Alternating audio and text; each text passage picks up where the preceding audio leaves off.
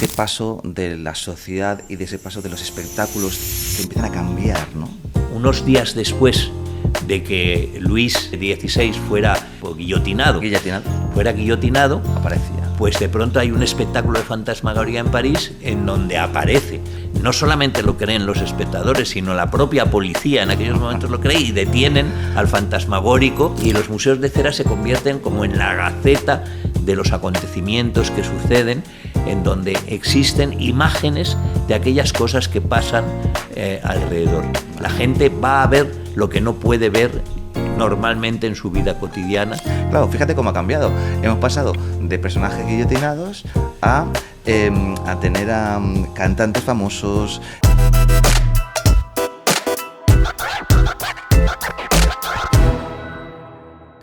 Hola, Ramón. ¿Qué tal, Pablo? ¿Cómo estás? Muy bien. Qué bueno volver a reunirnos en este entorno donde podemos estar charlando tranquilamente sobre la magia, el mentalismo y los museos de cera. Claro. Y todo lo que hay a nuestro alrededor, todos esos personajes que hay en el Museo de Cera que de vez en cuando cobran vida y que muchas veces nos acosan en nuestra mente. Nos acosan en nuestra mente y nos persiguen. Y nos persiguen, claro. Y de hecho, como sucede cuando se cierra el Museo de Cera, se abre para un grupo reducido de personas para que puedan vivir la experiencia de mentalismo en el Museo de Cera a oscuras, como tú bien sabes. Yo creo que hay muy pocas experiencias como esas en los espectáculos que existen en estos momentos en una ciudad como Madrid, que está llena de espectáculos. Sí. La posibilidad en un determinado instante de llegar a un Museo de Cera completamente cerrado, a oscuras, de escuchar tus propios pasos adentrándote en esa oscuridad, con una pequeña linterna empezar a descubrir cuáles son los personajes, los rostros que están a tu alrededor, muchas veces rostros misteriosos, muchas veces rostros amenazantes, y de pronto empezar a asistir a esas experiencias que tú realizas, que son doblemente misteriosas y extrañas, en ese ambiente único. Yo creo que muy poca gente puede gozar de un espectáculo tan fuerte, tan impresionante emocionalmente en estos momentos en una ciudad como Madrid. Qué bueno, Ramón, muchas gracias por estas palabras, porque aparte sí, es verdad que una lectura mental en un entorno como este cambia y aumenta, ¿no? Lo que hacen los mentalistas, que es leer mentes, en este entorno ya se vuelve ultrasensorial realmente. Claro, y es dar vida al Museo de Cera, que siempre ha tenido una vida muy especial, pero no es pura contemplación. El Museo de Cera no es una serie de imágenes de personajes que forman parte de la historia, sino que realmente el Museo de Cera, como ya algunas veces hemos hablado, es algo que lo que trae es ese contenido psíquico que hay en nuestra cabeza al presente. Y eso es lo que ocurre dentro de un Museo de Cera. Está muy bien que digas esto, porque bueno, tú, la última conferencia que diste en el Museo de Cera sobre los museos de cera fue hace unos 5 años, y en él también ya se mencionaba mucho de lo que hay en este libro, en Fantasmagorías, de Ramón Mairata, de la Felguera Editores, donde habla de ese paso de la sociedad y de ese paso de los espectáculos que empiezan a cambiar, ¿no? ¿Qué tiene que ver esto con los museos de cera, Ramón? Pues tiene que ver muchísimo. O sea, hay que darse cuenta que hay un momento en el siglo XVIII que cambia mucho las cosas. Es la Revolución Francesa. La Revolución Francesa supone un cambio extraordinario. Muchas cosas que eran sagradas son pisoteadas y desaparecen. Es el momento en que, de algún modo, la Ilustración toma el poder, es decir, el racionalismo, la capacidad en un determinado momento de intentar resolver los problemas de la humanidad exclusivamente a través de la razón, apartando cualquier otra consideración. Entonces, toda una cultura que durante muchos años había servido para resolver los problemas de la humanidad ha sido marginada completamente y se mantiene de alguna forma en las mentes de las gentes, pero no tiene una expresión. Y la fantasmagoría es el espectáculo que da expresión a ese mundo de forma fantasmagórica. Empiezan a aparecer todos esos seres reprimidos que hay en la mente de las gentes, vuelven otra vez a reaparecer y cumplir una función de nuevo, porque visualmente se les ve, aparecen realmente. Es una cosa novedosa e impresionante en ese momento que conmueve. Piensa simplemente en que unos días después de que Luis XVI fuera decapitado, por supuesto, guillotinado, fuera guillotinado, aparecía. Pues de pronto hay un espectáculo de fantasmagoría en París en donde aparece.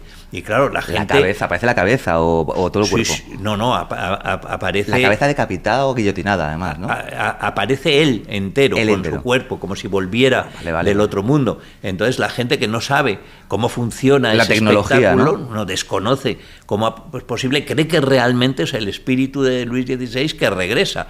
Entonces, no solamente lo creen los espectadores, sino la propia policía en aquellos momentos lo cree y detienen al fantasmagórico pensando que está intentando nuevamente que vuelva otra vez al poder Luis XVI en aquel momento. Entonces tiene una fuerza emocional enormemente fuerte. Y todo esto sucede muy íntimamente unido al mundo de los museos de cera, porque ese fantasmagórico tiene una relación muy fuerte con el creador del primer museo de cera que se hace en Francia. Este hombre, que era un gran escultor en cera, hasta ese momento, digamos que la escultura en cera se utilizaba fundamentalmente para hacer vaciados anatómicos, para estudiar el cuerpo humano y las enfermedades, etcétera, en las facultades de medicina, y tenían que ser recreaciones, ¿no?, de los bultos, de las cosas en cera. Exactamente. Entonces tenían que ser unos escultores muy preciosistas, muy exactos, porque claro, esos vaciados y todas estas piezas tenían que ser muy reales, estar muy bien hechas para que verdaderamente sirvieran para ese estudio. Y este hombre aplica eso a un concepto nuevo, un concepto de convertir las esculturas de cera en una recreación de la realidad que le rodea, en un mundo en donde, al no existir los medios de comunicación, no hay imágenes visuales pues del interior de los palacios, no existen imágenes visuales de las guerras, los crímenes que se cometen, no existen imágenes visuales de las personas que están en el poder. Está en la pintura, ¿no? Pero no... Claro, pero la pintura siempre va con mucho tiempo después, tarda muchísimo, etcétera. Y los museos de cera se convierten como en la gaceta de los acontecimientos que suceden, en donde existen imágenes de aquellas cosas que pasan alrededor. Vale. La gente va a ver lo que no puede ver normalmente en su vida cotidiana y ver imágenes de estas cosas que adquieren para ellos muchas veces un interés especial porque les afectan y otras veces una morbosidad impresionante porque son hechos extraordinarios e incomprensibles. Claro. Y ahí también surge el hecho de cómo se empiezan a replicar las cabezas guillotinadas, ¿no? Claro, entonces en medio de esas grandes ceremonias que son los cortejos que se organizan para guillotinar un día tras otro, pues unas veces a los nobles, otras a los gobernantes que son depuestos, etcétera, etcétera, en medio de esos cortejos, pues hay una mujer que luego conoceremos con el tiempo como Madame Tussaud, que en aquellos momentos es casi una niña y que ha aprendido el oficio de ser escultora de cera. Ha sido profesora de una de las hermanas del rey y ese es un motivo que la hace sospechosa. Entonces consigue salvar la cabeza, consigue que a ella no la guillotinen a cambio de ofrecerse para hacer vaciados de las cabezas de aquellos personajes que son guillotinados. Entonces, la escena es bastante impresionante. Imaginaos un cortejo en donde llevan a guillotinar a una serie de personas y una vez que las han guillotinado, las turbas normalmente clavan sus lanzas en las cabezas que han sido cortadas y las pasean por toda la ciudad. Al final de varias horas de dar vueltas por la ciudad entre vítores, gritos, etcétera, muchas de esas cabezas terminan en un estercolero. Es allí donde ella va a buscar esas cabezas para llevárselas a su laboratorio o a su taller y o hacer un vaciado en cera de ellas, ¿no? ¡Qué barbaridad! Entonces ella hace una colección de todas estas cabezas que servirán posteriormente para crear uno de los clásicos de los museos de cera, que es la Sala del Terror. Wow. Nos quedamos todos, yo creo, un poco como conmocionados, porque visualizar, imaginar todo esto que estás comentando hoy en día, nos parece como wow.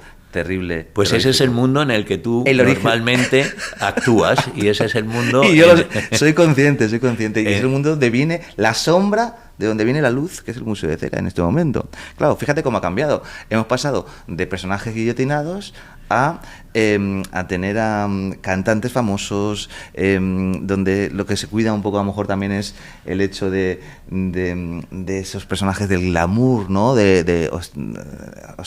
Bueno, eso también ocurría en esa época. En esa época había una sala que era una comida en el Palacio Real. Entonces la gente no tenía nunca la posibilidad de ver cómo vivían los poderosos, y no tenía la posibilidad de ver, evidentemente, de meterse en el comedor del rey y ver cómo le servían 20 o 30 platos que probaba normalmente una persona antes para que no fuera envenenado, etcétera, etcétera, y ni quienes les acompañaban, que era no solamente su familia, sino altos dignatarios de la corte, etcétera. Entonces, de alguna forma, también esos ecos de sociedad los recogía el Museo de Cera. O sea, que ya era una experiencia inmersiva también en aquella época, donde tú llegabas a una sala donde estaban cenando y comiendo. Donde veías algo que normalmente no podías acceder. Claro.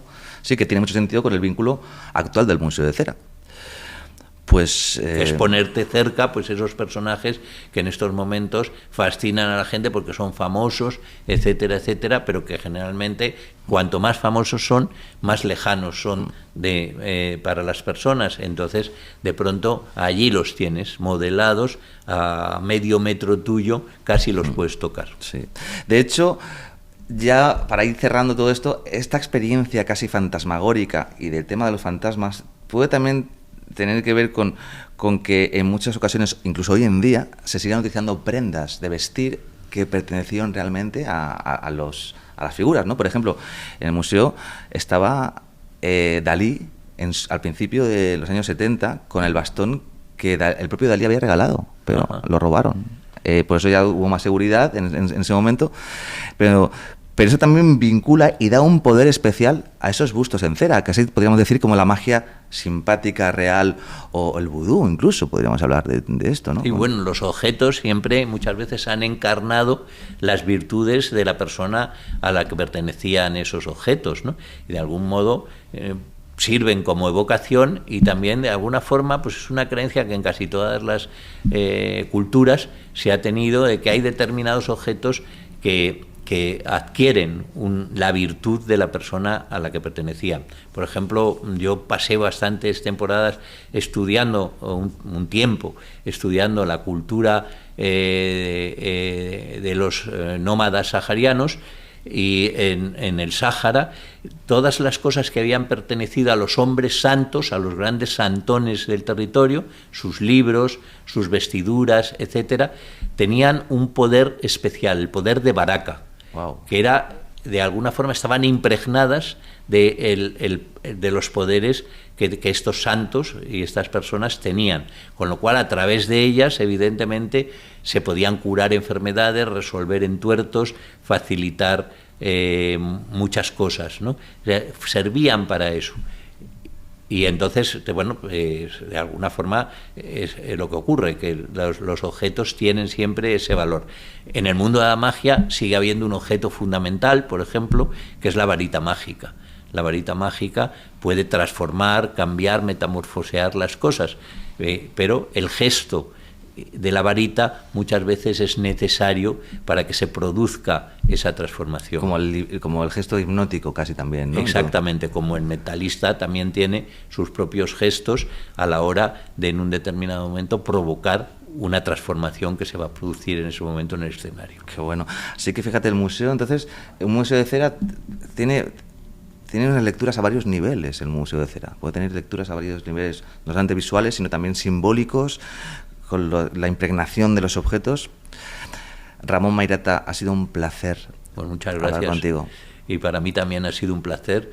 Y bueno, yo invito a todo el mundo a que vea este espectáculo fascinante, creo que único, y yo creo que me agradeceréis esa recomendación. Y yo invito a que no se pierdan la obra de Ramón Mairata, desde el último libro sobre magia, La belleza de la magia, hasta buscar Ramón Mairata y vais a ver todos los títulos que hay. Gracias. Muchas gracias.